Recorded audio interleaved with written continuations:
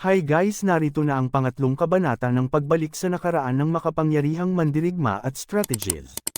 Magsimula na tayo. Matapos marinig ang sinabi ni Nia Lee, nagningning ang mga mata ng mga karaniwang tao sa klase. Alam nila ang kwento ni Lord Yemo. Siya ay isang halimbawa na dapat sundan, kung nais ng isang tao na maging makapangyarihan. Ngunit, ang mga salitang sinabi ni Shen Shu kanina ay napakasakit. Ito ang nagdulot ng kanilang pagkalumbay. Ikaw, sa daan-daang taon ng Glory City, si Lord Yemo lamang ang nakapag-akyat sa tuktok sa pamamagitan ng sariling kakayahan, sabi ni Shen Shu, na nagpakita ng sandaling pag-aalinlangan. Agad siyang gumanti sa kanyang malayong sagot. Pero hindi ba sinabi ni Teacher Shen Shu na imposible ito?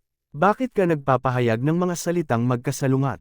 Malamig na sneer ni Nia Lee, si Lord Yemo ay isang malinaw na halimbawa. Walang pakialam kung ito man ay isang maharlika o karaniwang tao, ang potensyal ng hinaharap ay walang hanggan. Walang mahirap basta't may determinasyon. Halos sumabog si Shen Shu.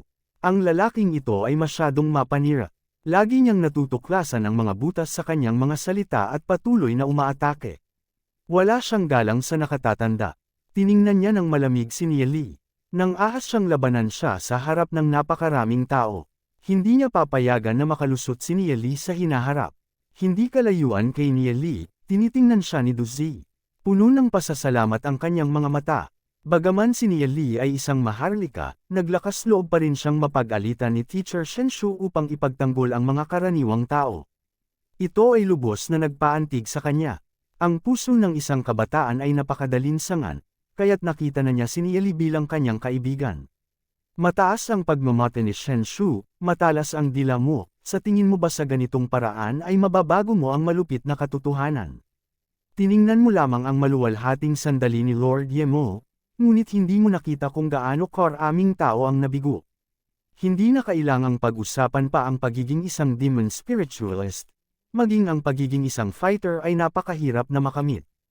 Nia Lee, tama, maaari kang ituring na bahagi ng isang aristocratic family. Dahil hindi mo alam kung paano tumigil, titignan ko kung anong klaseng talento ang mayroon ka.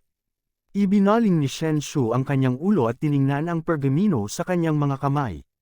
Matapos sumulyap sa nilalaman, nagtatawa siyang sinabi, Nia Lee, pulang Soul Realm, kasalukuyang Soul Force 5, lakas 21. Sa iyong talento maaari ka lamang maging bronze rank fighter sa buong buhay mo. Ang pagiging isang demon spiritualist ay imposible. Mas mababa ka pa sa ilang mga karaniwang tao. Kaya hindi katakatakang maglakas loob kang magsalita ng ganito. Tinatakpan mo lamang ang iyong sariling mababang pagpapahalaga sa sarili. Ang grade ng Soul Realm ay iba't ibang kulay, pula, orange, dilaw, berde, cyan, asul, at indigo. Sa 7 magkakaibang grado, ang pula ay itinuturing na pinakamasama.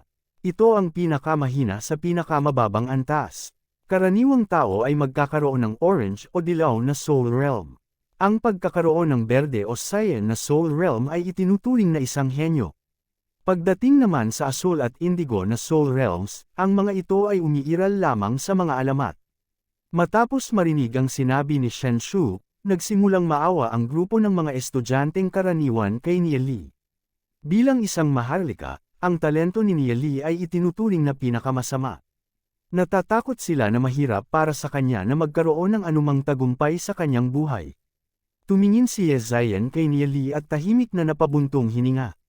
Bagaman hindi maganda ang kanyang impresyon kay Nia Lee, nang malaman niya ang kanyang kakilakilabot na talento, hindi niya maiwasang maawa. Sa kanya, si Shen Yu, na nakaupo sa tabi ni Ye Zion, ay ngumisi nang may pangungutya. Kung alam lang niya agad ang kakilakilabot na talento ni Nia Lee, hindi niya ituturing si Nia Lee na isang banta. Dahil si Nia Lee ay simpleng hindi kwalipikado. Sa kanyang kakilakilabot na talento, maaari lamang siyang mamuhay sa pinakamababang antas ng Glory City, at siya, si Shen Yu, ay kabilang sa 3 pangunahing pamilya. Bilang isang direktang linya ng dugo ng Sacred Family, paano makakapantay si Nia Lee sa kanya? Kung hindi lamang dahil kay Ye Zion, hindi siya pumunta sa klase ng basura na ito at makihalubilo sa mga tulad ni Nia Lee. Patuloy na ininsulto ni Shen Shu, sa ganitong talento, kahit sa iyong pamilya, hindi ka makakakuha ng anumang atensyon. Ngunit ikaw ay napakagaspang at walang galang sa mga nakatatanda. Ang mga salita ni Shen Shu ay nagpabalik kay Niali sa kanyang nakaraan. Bago nawasak ang Glory City, si Niali ay talagang napakahina. Gaya ng sinabi ni Shen Shu, nanatili siyang 3-star bronze rank at hindi na umusad pa. Wala siyang nakuhang pansin kahit pa sa loob ng institusyon o sa kanyang pamilya. Itinuturing siyang parang alikabok, kung hindi dahil sa pagligtas ni Niali kay Ye Ziyan na walang pakialam sa kanyang sariling buhay, hindi niya makukuha ang pabor ng kanyang diyosa. Si Ye Ziyan ay isang star gold rank demon spiritualist na sa panahong iyon. Ang distansya sa pagitan nila ay parang isang bangin. Sa huli, hindi man lang kwalipikado si Niali na lumaban sa tabi ni Ye Ziyan. Wala siyang magawa kundi panoorin habang si Ye Ziyan ay namatay sa mga pangil ng isang halimaw sa harap niya habang dahan-dahan itong nilamon ng buhangin ng disyerto. Ito ang palaging tinak sa puso ni Niali. Sa pamamagitan ng purong swerte, nakalabas siya ng buhay sa endless desert. Nagkaroon si Niali ng iba't ibang mahiwagang karanasan at napagtanto niyang kahit ang tinatawag na Soul Force talent ay maaaring mapabuti. Kung ito ay sa kanyang nakaraang buhay, tiyak na hindi maglakas loob si Niali na sumagot kapag pinuna ng isang guro. Ngunit iba na siya ngayon. Kumpiyansa siyang darating ang araw na ipapakita niya sa mga taong ito na minamaliit siya, na maaabot niya ang isang antas na hindi nila maiisip. Dahil siya ay bumalik, dapat siyang maging walang takot, kahit pa nangangahulugan ito ng pagpatay sa sinumang Diyos o Buddha na haarang sa kanyang landas. Lahat ay nagulat na kahit na si Niali ay ininsulto ni Teacher Shen Shu, wala siyang ipinakitang kahihiyan sa kanyang mukha. Sa kabaligtaran, ang kanyang tingin ay nakatutok kay Shen Shu at sinabi, Teacher Shen Shu, sa tingin mo ba ang soul realm ng isang tao ang magpapasya sa kanyang kinabukasan? Sa masama mong ugali, pinapanigan mo lamang ang mga may talento at pinagtatawanan ang mga karaniwan. Ngunit nagsasalita ka ng maraming prinsipyo. Sinasabi mo lamang ang mga ito para pagtakpan ang iyong masamang ugali. Ang katawan ni Shen Shu ay nanginig sa galit nang marinig niya ang sinabi ni Niali. Hindi siya kailanman nakatagpo ng ganitong uri ng estudyante. Nang ahas siyang labanan siya ng husto. Ang mga salita ni Niali ay direktang tumama sa nakatagong kaisipan sa kanyang puso, na nagdulot ng kanyang matinding galit. Siya ay walang tigil na sumigaw, tumahimik ka. Sino ka para Sir-on ang iyong guro? Napangiti ng paghamak si Niali. Nakakahiya na magkaroon ng guro na tulad mo. Maipapangako ko na sa klase na ito, maraming mga karaniwang tao ang hihigit sa iyong inaasahan. Magkakaroon sila ng di masukat na tagumpay. Sa halip na gabayan sila ng may pasensya, ginagamit mo ang mga masasakit na salita para sirain ang kanilang kumpiyansa. Hindi ka karapat-dapat maging guro. Bagaman mahina ang aking talento, ano ngayon? Darating ang araw na magiging legend rank demon. Spiritualist ako tulad ni Lord Yemo at pakakasalan ko ang pinakamagandang babae sa Glory City. Habang nagsasalita si Niali, tumingin siya kay Ye Ziyan na nakaupo sa malayo. Ang mga mata niya ay nagniningning ng matinding determinasyon. Nang makita ni Ye Ziyan na tumingin si Niali sa kanya, hindi niya maintindihan kung bakit bigla na lang bumilis ang tibok ng kanyang puso. Namula ang kanyang mga pisngi. Hindi niya akalain na magiging ganito ka-bold si Niali at sasabihin ang mga ganoong salita sa klase. Nang magtama ang kanilang mga mata, alam niya ang nais iparating ni Niali. Ngunit, sa kanyang puso, wala siyang nararamdamang espesyal para kay Niali. Matapos marinig ang talumpati ni Niali, nagkaroon siya ng hindi maipaliwanag na pakiramdam sa kanyang kalooban. Nang makita ni Shen Yu ang ekspresyon ni Ye Ziyan, ang kanyang mukha ay nagdilim. Kahit na alam niyang malayo ang antas nila ni Niali, nakaramdam siya ng bahagyang banta mula rito. Hahaha, ito na yata ang pinakamalaking biro na narinig ko. Isang Red Soul Realm ang nagsasabing gusto niyang maging isang legend rank demon spiritualist tulad ni Lord Yemo. Noong kabataan ni Lord Yemo, kilala na siya bilang may pambihirang talento. May Saiyan Soul Realm siya. Akala mo ba swerte lang ang kailangan para magtagumpay? Kalokohan, walang awang pagtutuyan ni Shen Shu, imbes na magsalita ka ng kung ano-ano dito, bakit hindi mo na lang seryosohin ang pag-aaral? Ang sunod na mga salita ni Niali ay puno ng kapangyarihan at pag-aalam. Alam kong puno ng pang-aalipusta ang puso mo, pero balang araw patatahimikin ko ang bibig mo gamit ang mga konkretong patunay. Ang talento ay hindi ang nagtatakda ng tagumpay ng isang tao. Ginagamit natin ang mahina upang talunin ang malakas, upang lampasan ang mga hangganan ng kalangitan. Ang pagiging isang practitioner ay nangangahulugang pagsalungat sa mga limitasyon ng kalikasan. Hindi mapigil ang maramdaman ng mga estudyante sa klase ang pag-apoy ng kanilang dugo dahil sa mga salita ni Neely. Ang pagiging isang practitioner ay nangangahulugang pagsalungat sa mga limitasyon ng kalikasan. Kung hindi mo lalabanan ang mga ito, paano mo masasabi na ikaw ay isang practitioner? Malinaw na sinabi ni Neely, kung wala kang pusong patuloy na lumalaban, kung wala kang tapang na gawing posible ang imposible, kahit pa may pambihirang talento ka, wala itong silbi. Dahil ipinanganak ako sa mundong ito, haharapin ko ang lahat ng hamon. Guru Shanshu, paano kung tayong dalawa ay magpustahan? Bagaman naranasan ni Neely ang maraming pagkabigo sa kanyang nakaraang buhay, hindi siya kailanman sumuko.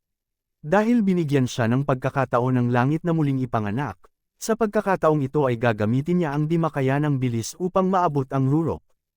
Anong pustahan? Mapangutyang tanong ni Shanshu.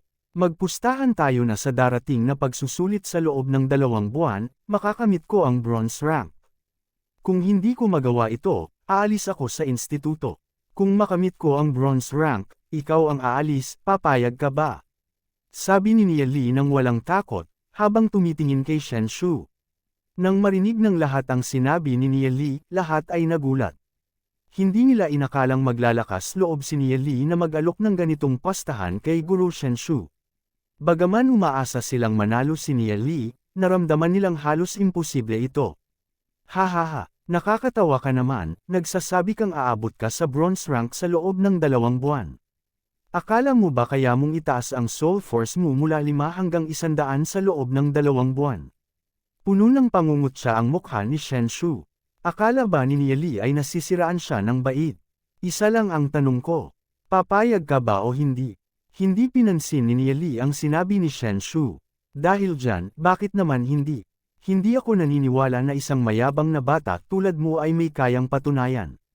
Sino ka ba para magyabang sa akin?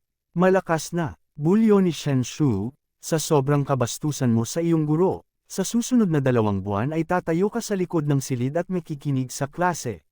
Sikat si Shanshu sa pagiging hindi makatarungan. Tiningnan siya ni Neely nang may paghamak. Kahit ano pa ang parusa, para kay Neely, wala itong gaanong epekto. Dahil pumayag na si Guru Shanshu sa pustahan, huwag mo na itong pagsisihan mamaya, sabi ni Neely habang lumakad patungo sa likod ng silid. Magsisisi, kalokohan, huwag kang lumapit sa akin na umiiyak mamaya. Tawa ni Shanshu. Nang makita si Neely na tumayo sa likod, nagsimula ng mangasar ang ilang batang maharlika. Ang hinaharap na legend rank demon spiritualist ay pinaparusahan at pinatayo. First, natakot na yatang mawala sa instituto. Ano, hindi ba't kanina lang ay nagyayabang siya? 2 buwan upang itaas ang soul force mula 5 hanggang 100. Sino ba ang tingin niya sa sarili niya? Kahit noong kabataan ni Lord Yemo, hindi niya ito nagawa. Nakangisi si Shanshu. Kahit anong gawin ni Neely, siya pa rin ang may huling salita sa loob ng silid-aralan. Wala siyang pakialam sa sinabi ni Neely. Sa loob ng 2 buwan upang itaas ang soul force mula 5 hanggang 100, turing niya ito bilang isang biro. Siguradong hindi mangyayari ito. Abangan na lang ang pag-alis ni Neely mula sa instituto. Dahil pinarusahan si Neely na tumayo sa likod ng silid-aralan, tahimik na tumayo si Duzi. Pagkatapos ay nagngit-ngit ang kanyang mga ngipin, tumayo siya at pumunta sa tabi ni Neely. Pinarusahan si Neely dahil sa pagtatanggol sa mga karaniwang tao, kaya nararapat lang na tumayo siya sa tabi ni Neely. Nang makita ni Shanshu na tumayo si Duzi sa tabi ni Neely, dumilim ang kanyang mga mata at sumimangot, dahil gusto mo ring tumayo ka na lang rin kasama niya. Nagkatinginan sina Neely at Duzi. Kumandat sila sa isa't isa at magaan na ngumiti. Sa mga oras na ito, pakiramdam ni Neely ay bumalik siya sa kanyang nakaraang buhay, kung saan sila ni Duzi ay matalik na magkaibigan. Si Duzi ay nananatiling si Duzi pa rin. Pagkatapos tumayo ni Duzi sa tabi ni Neely, si Lupiao naman ay nag-isip saglit at sumunod na tumayo sa tabi ni Neely. Ngumiti si Nieli at nagtanong, bakit ka narito? Iling ni Lu Piao, nakakabagot ang umupo. Mas cool ang pagtayo, pwede ba yun? Haha, bagay na bagay sa'yo. Tawa ni Nieli. Si Lu Piao ay katulad pa rin ng dati. Bagaman madalas siyang magbiro, siya ay napaka-loyal. Walang kinalaman kay Lu Piao ang parusang ito, pero itinuring niya si Nieli bilang kaibigan, at ang mga kaibigan ay dapat magkasama sa hirap at ginhawa. Sunod-sunod, 3 pang batang karaniwang tao ang tumayo at pumunta sa tabi ni Nieli. Bagaman si Nieli ay mula sa pamilyang maharlika, pinili niyang ipaglaban ang kanilang karapatan kahit pa ang kapalit nito ay ang pag-alis niya sa instituto. Lubos silang nagpapasalamat dito, kaya naramdaman nilang kailangan nilang suportahan si Nieli. Sa tabi ng mga kapatid na ito, naramdaman ni Nieli na hindi ganoon kalala ang parusa at ang kanyang damdamin ay naging mas masigla. At dito nagtatapos ang kabanata. Maraming salamat po.